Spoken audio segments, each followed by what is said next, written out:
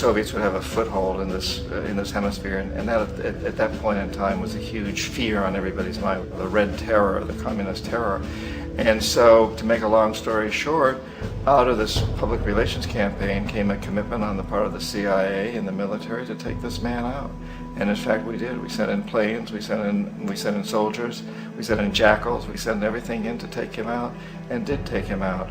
And as soon as he was removed from office, the new guy that took over after him basically reinstated everything to the big international corporations, including United Fruit.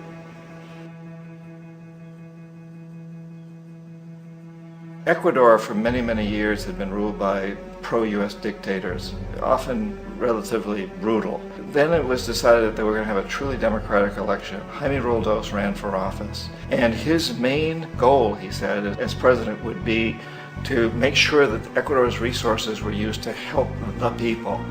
And he won, overwhelming, by more votes than anybody had ever won anything in Ecuador. And he began to implement these policies to make sure that the profits from oil went to help the people. Well, we didn't like that in the United States. I was sent down as one of several economic hitmen to change Roldos, to corrupt him, to bring him around, to let him know, okay, you can get very rich, you and your family, if you play our game, but if you continue to try to keep these policies you've promised, you're going to go. He wouldn't listen. He was assassinated. As soon as the plane crashed, the whole area was cordoned off. The only people allowed in were U.S. military from a nearby base and some of the Ecuadorian military. When an investigation was launched, two of the key witnesses died in car accidents before they had a chance to testify. A lot of very, very strange things that went on around the assassination of Jaime Roldos.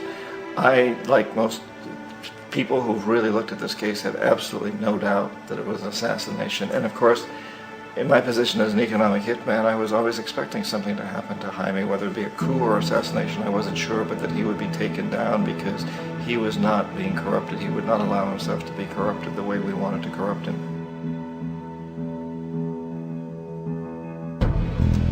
Omar Torrijos, president of Panama, was one of my favorite people. I really, really liked him. He was very charismatic. He was a guy who really wanted to help his country. And when I tried to bribe him or corrupt him, he said, look, John, he called me Juanito. He said, look, Juanito, I don't need the money. What I really need is for my country to be treated fairly. I need for the United States to repay the debts that you owe my people for all the destruction you've done here. I need to be in a position where I can help other Latin American countries win their independence and be free of this terrible presence from the north that you people are exploiting us so badly. I need to have the Panama Canal back in the hands of the Panamanian people. That's what I want. And so, leave me alone. Don't try to bribe me. It was 1981, and in May, Jaime Roldos was assassinated. And Omar was very aware of this. Torrijos got his family together and he said, I'm probably next, but it's okay because I've done what I came here to do. I've renegotiated the canal. The canal will now be in our hands. He just finished negotiating the treaty with Jimmy Carter. In June of that same year, just a couple of months later, he also went down in an airplane crash, which there's no question was executed by CIA-sponsored jackals. Tremendous amount of evidence that one of Torrijos' security guards handed him at the last moment as he was getting on the plane a tape recorder, a small tape recorder that contained a bomb.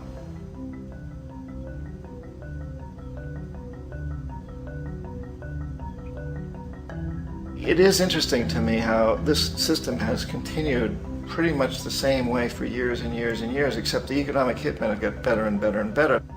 Then we come up with, very recently, what happened in Venezuela. In 1998, Hugo Chavez gets elected president, following a long line of presidents who had been very corrupt and basically destroyed the economy of the country. And Chavez was elected amidst all that. Chavez stood up to the United States, and he's done it primarily demanding that Venezuelan oil be used to help the Venezuelan people. Well, we didn't like that in the United States. So in 2002, a coup was staged, which there's no question in my mind, and most other people's minds, that the CIA was behind that coup.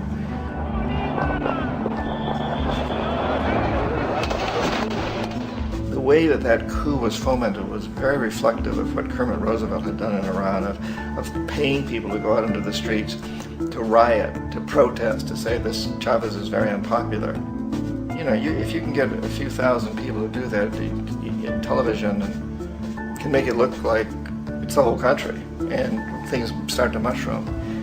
Except in the case of Chavez, he was smart enough, and the people were so strongly behind him that they overcame it, which was a phenomenal moment in the history of Latin America.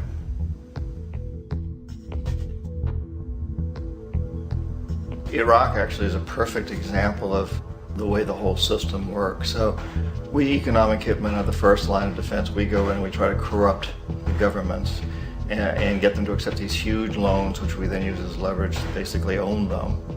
If we fail, as I failed in Panama with Omar Torrijos and in Ecuador with Jaime Roldos, men who refused to be corrupted, then the second line of defense is we send in the jackals. And the jackals either overthrow governments or they assassinate. And once that happens and a new government comes in, boy, it's going to toe the line, because the new president knows what will happen if he doesn't. In the case of Iraq, both of those things failed. Economic hitmen were not able to get through to Saddam Hussein. We tried very hard. We tried to get him to accept a deal very similar to what the House of Saud had accepted in Saudi Arabia, but he wouldn't accept it. And so the jackals went in to take him out. They couldn't do it. His security was very good. After all, he had one time worked for the CIA. He'd been hired to assassinate a former president of Iraq and failed, but he knew the system. So in '91, we send in the troops and we take out the Iraqi military. So we assume at that point that Saddam Hussein is going to come around. We could have taken him out, of course, at that time, but we didn't want to. He's the kind of strong man we like. He controls his people. We thought he could control the Kurds and keep the Iranians in their border and keep pumping oil for us. And then once we took out his military, now he's going to come around. So the economic hitmen go back in the 90s without success. If they'd had success, he'd still be running the country. We'd be selling him all the fighter jets he wants and everything else he wants. But they couldn't. They didn't have success. The jackals couldn't take him out again. So we sent the military in once again, and this time we did the complete job and took him out, and in the process created for ourselves some very, very lucrative construction deals. We had to reconstruct a country that we'd essentially destroyed, which is a pretty good deal if you own construction companies, big ones. So, Iraq shows the three stages. The economic hitmen failed there, the jackals failed there, and as a final measure, the military goes in. And in that way, we've really created an empire, but we've done it very, very subtly.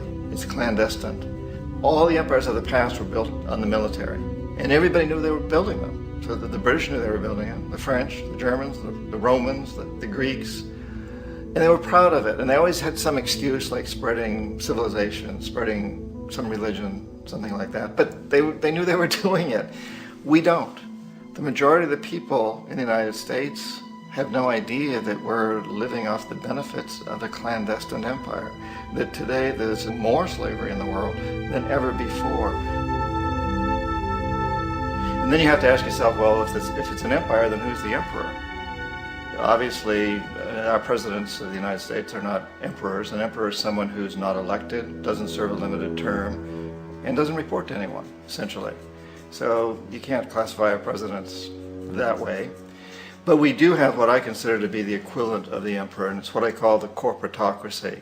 The corporatocracy is this group of individuals who run our biggest corporations, and they really act as the emperor of this empire. They control our media, either through direct ownership or advertising. They control most of our politicians because they finance their campaigns, either through their corporations or through personal contributions that come out of the corporations. They're not elected, they don't serve a limited term, they don't report to anybody. And at the very top of the corporatocracy, you really can't tell whether a person's working for a private corporation or the government because they're always moving back and forth. So, you've got a guy who one moment is the president of a big construction company like Halliburton, and the next moment he's vice president of the United States, or the president who was in the oil business.